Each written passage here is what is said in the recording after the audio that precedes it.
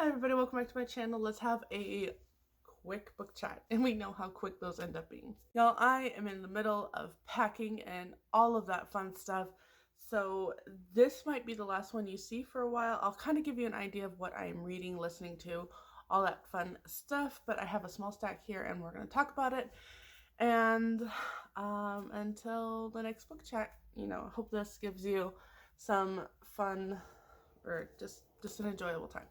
Okay, so finished Anne of the Windy Populars. This is book 4, and for those that are new and don't know, every October I read another Anne in the series. I actually have never read the complete series. I had a sister that did and loved to talk about it, so it was like, why read it? But now that as I'm an adult, I'm missing all the wonderful stuff that I think I appreciate more as an adult. But anyway, book 4 is probably my least favorite. After seeing the movies and growing up on the movies, books 2, 3, and 4, I think the movie kind of combined all 3 of those books into Anne of Avonlea. And so it was kind of neat to see how they morphed characters together. I found that really, really interesting. But when you're trying to combine 3 books together with the characters and everything, of course, there is going to be some um, like things that don't quite meet up. And even though this was probably my least favorite, I think I still gave it 4 stars. It started off. It started off with Anne like writing letters to Gilbert as his fiance or his fiance. And I wasn't really sure where it was going to go. They don't get sappy because Ellen Montgomery kind of left a little line in there that was, nobody wants to read this and people don't understand it. So we're just going to omit those letters. And then later on, it kind of shows the 2 perspectives. There really wasn't like anything that I disliked about the book. It just didn't capture me as much. She kind of runs into some characters that I think were kind of a reflection on a younger version of herself and how much she has matured. And I think Ellen Montgomery was kind of trying to show us that. But, sensible Anne, romantic Anne, imaginary Anne is still in here, just in a more mature way. So anyway, it was really fun getting to go back to her. Another book I finished, I went to the library and kind of got what I call fluff. I just wanted some fluff right now.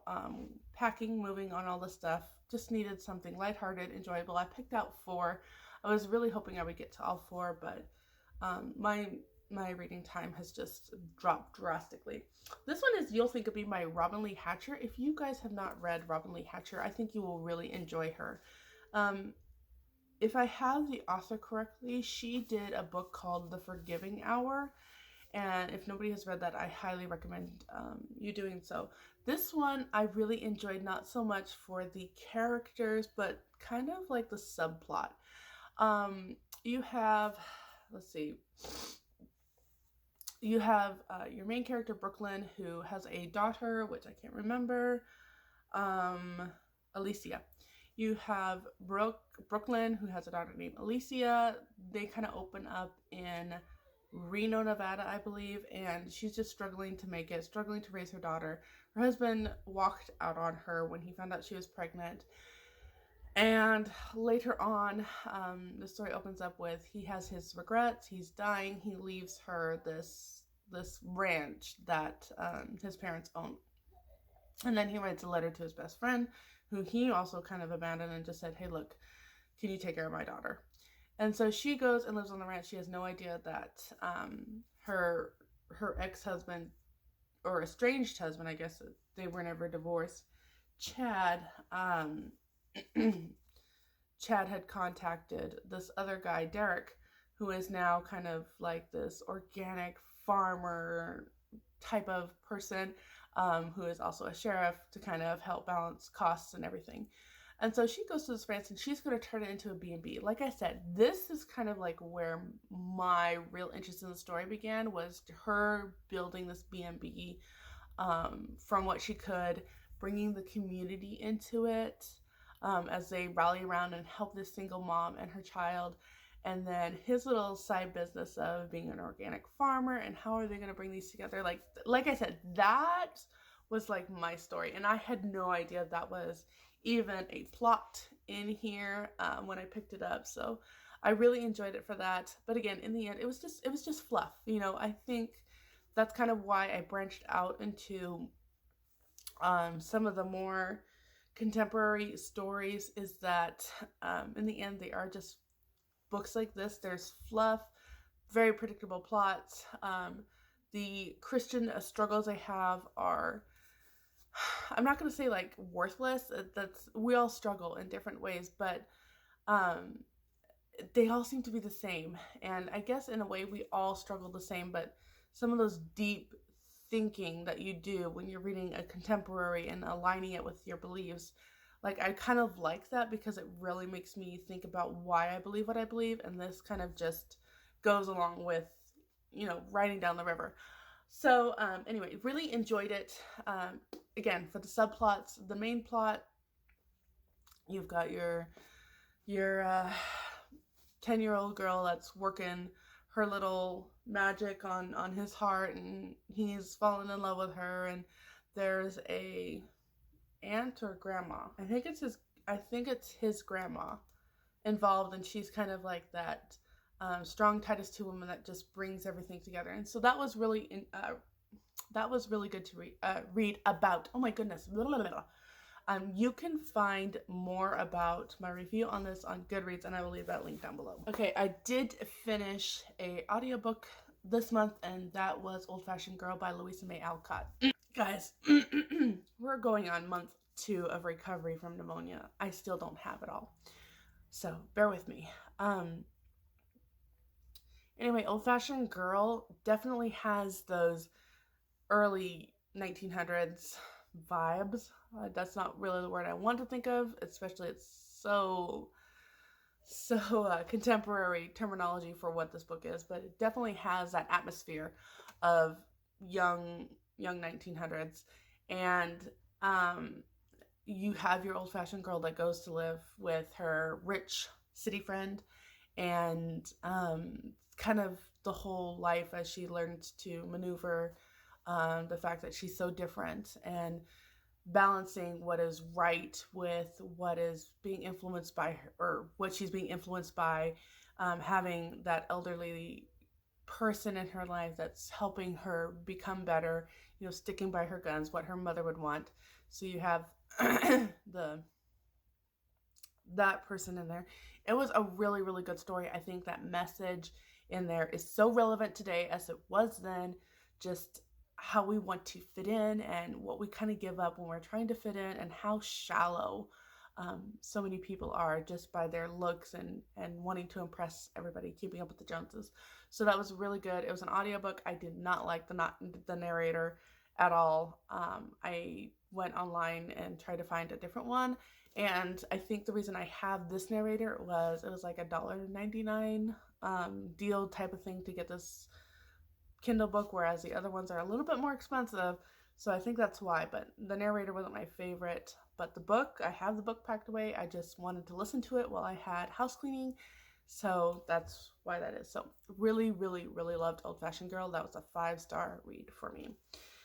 And then I found these at the library. We have 84 Charing Cross Road and the Duchess of Bloomsbury Street. I know everything's reversed. Really, really loved this. If you like the Potato Peel Pie Society book, you'll love this. And it's the story of an American woman writing to a bookshop in England, trying to find these old books affordably. And it's just the letters that go back and forth between her and a man named Frank Dole. This is her story. It is nonfiction in a wonderfully poetic, whimsical way. Really, really enjoyed this. I didn't think I would. I don't know, it just, the premise of it, and everybody talks about it, how wonderful it is. It didn't sound like something I would really enjoy, and then when I went through Potato Peel Pie Society, really, really liked that and loved how they were able to make it really good. And again, really did enjoy this. It was over like the course of 20 years of correspondence back and forth between Helen and this bookshop. Then the follow-up to that was the Duchess of Bloomsbury Street, where she actually finally gets to go to London and see all these things. And this isn't told in story, or I'm sorry, this isn't told in letter format. It's more like her memoirs of doing it, like a journal entry. I am this far, and I'm just gonna set it aside.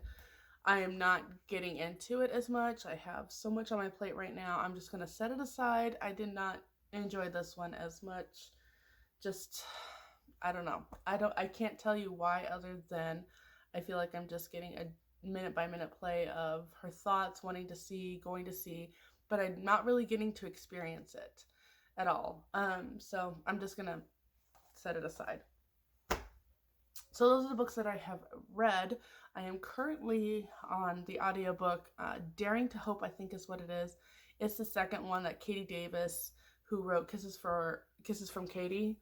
So it's the second book that she wrote, and I'm reading or listening to that currently and really, really loving that. I'm about ready to get started with Educated. My friend around the corner had this, and I was like, oh, I've been wanting to read that. Can I read that?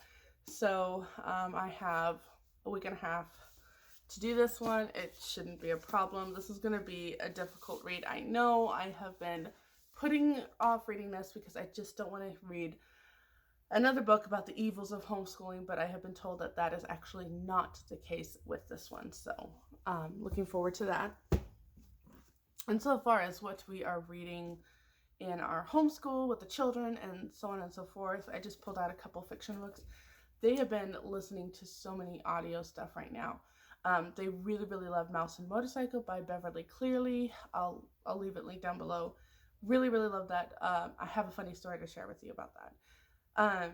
In our Bible study a couple months ago, we had a woman who had a rat in her house. It specifically loved to live in her stove, and we were praying so hard that Templeton would be disposed of.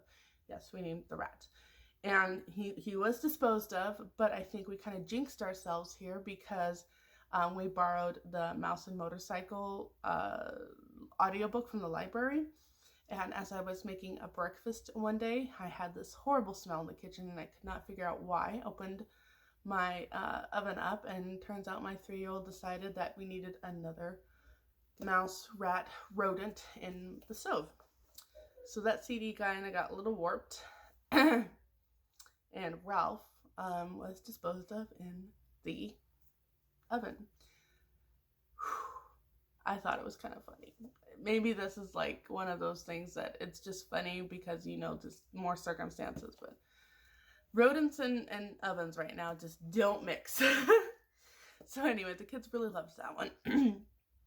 And we are finishing up The Moffats. We have, I think, one more chapter in this one, and the kids really loved it. If you love The Melendi Children, The Saturdays by Elizabeth Enright, all of those books, you will like The Moffats. I think sometimes it went a little bit more slowly, but in the end, I think it was more just, it's hard to read sometimes.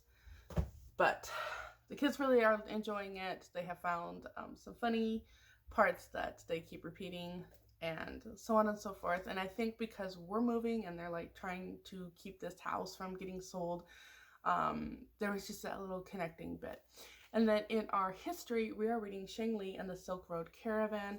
I really do recommend this book. There has been nothing in it so far that has been very objectionable. It's about a young boy who is Chinese and kind of low totem pole. His father disappeared somehow. We're not sure if he's dead or not. And he ends up being that his father was this great man, and he's low on the totem pole compared to his father. And it's kind of his journey on this Silk Road, through the desert and surviving the desert and just trying to figure out who he is, who his father is, and all of that, all while taking a princess to her new home. And he is dealing with a boy above him that is not necessarily a good influence, and what he's doing to try to work through everything. We will probably finish it before the end of, actually we only have this week. That's crazy. We only have this week to finish this. Because next week is Thanksgiving week and we do not have school. So that'll be interesting to see where we get. So those are what I am currently reading. Those are. Hi guys, I'm throwing this in here really quickly. We are on the last chapter of Shangli, and I actually read ahead so that I could just be prepared. And I really recommend this, especially if you're an ancient. I think this is the Silk Road, so wherever that is. I just ended up doing it now. I think it's like 630 BC. I'm 630 AD, which may kind of go into the Middle Ages, but I still kind of lump that at the end of ancient. But anyway, really, really loved this. I love most of all how this is a Chinese boy, and it didn't matter. Oh, am I focusing? Okay. I kind of like that it really didn't matter that whether you're Chinese, Russian, American, anything, the core of you still wants to know your ancestry, know your parents, know where you came from. You still want that piece of adventure. Even if you're more of a shy boy, there's still that, or person, not necessarily boy, there's still a piece of you that wants the adventure of excitement and happiness and all of that. And then just the search for a good name that, you know, we all want to be a good moral character and be known for that. And Shangli, you definitely get that within this. Anyway, I really, really recommend this book. I really enjoyed it, so I just wanted to pop that in here really quick. What we have read, my daughter is doing Girl of the Limberlost right now. That's kind of like her big read. She's loving it. And then my son right now is working through, I think, Ranger's Apprentice series. So I have not assigned him like a harder read right now outside of, he's doing the Golden Goblet as more of a free history read book. And when I say free, I mean basically I assign it to him, but it's a lighthearted one. It's not a heavy one. But that's pretty much it. The 7-year-old is going through Mouse and Motorcycle because he loved the audiobook, and so he wants to read the story. Yes, tip for y'all out there, I can't tell you how many times this has worked for my 7-year-old. And actually it did work for my, let's see, now 11-year-old when he was about this age too. Just getting those audiobooks. Bud Not Buddy was a favorite, and then they would get the book and want to read it so they could read their favorite parts over and over again. So that's going to be it for this video. Hope you enjoyed it. Leave a comment down below with what you are currently reading, what you are enjoying, and if there's anything here that you would like more details on. Again, it will be, the Goodreads account will be linked down below so you can check all that out. And I do leave affiliate links in there. They kind of help our family and support just food. It goes to groceries, y'all. So I'll see you next time. Thank you again for watching, and until next time, have another cup of coffee, read another chapter. Bye.